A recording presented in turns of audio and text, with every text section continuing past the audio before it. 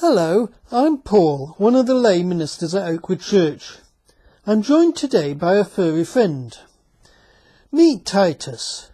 Titus has come with me to a number of churches and helped me with talks to children, and some big kids seem to like him too. What's that? Are we on the telly?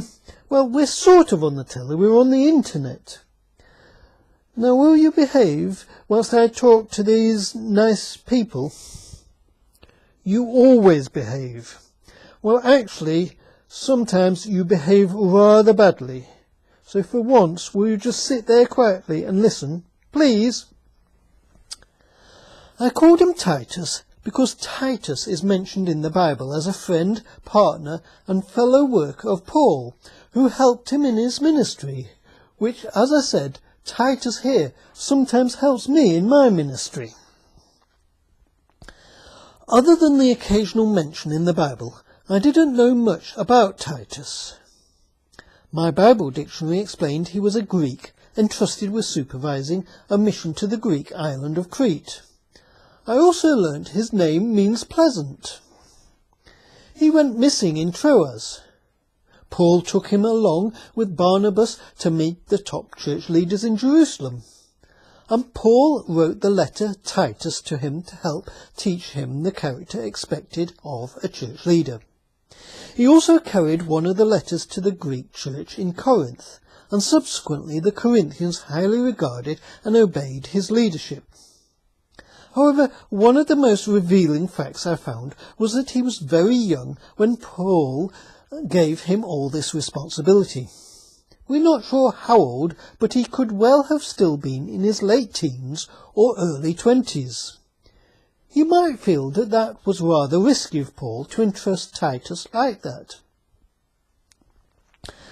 I don't know what your image of a respected leader is. Lots of degrees, several minor roles first, years of experience and possibly white hair, and at least late middle age. Yet the world has had and still has examples of powerful, respected young people. Greta Thunberg, Malala Yousafzai, and previously Bill Gates and Mark Zuckerberg. Oakwood Church tries to concentrate on 3 priorities that are reviewed every so often and have tried to become a more dementia-friendly church and to be more environmentally aware, as well as sensitive to those without children. However, one that we have been working on for a number of years is engagement of young people in decision-making.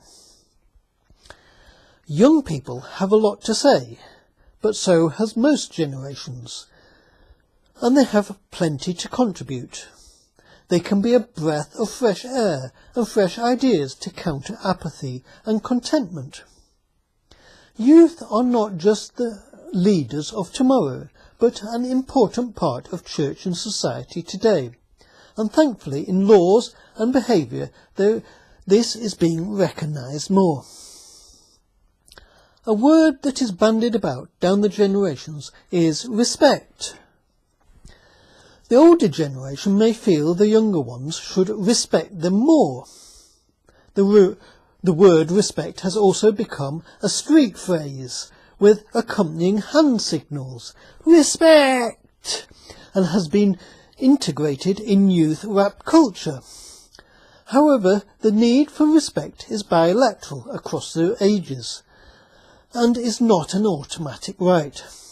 Respect needs to be earned, and someone needs to speak and act in a way that others feel they can respect. The Bible verse that sprang out to me was some of the advice Paul gave to Titus in the letter of Titus. Teach these things and use your full authority as you encourage and rebuke your hearers. Let none of them look down on you. So let that thought span the generations. So Titus, are you going to say bye-bye? Bye-bye. Bye-bye.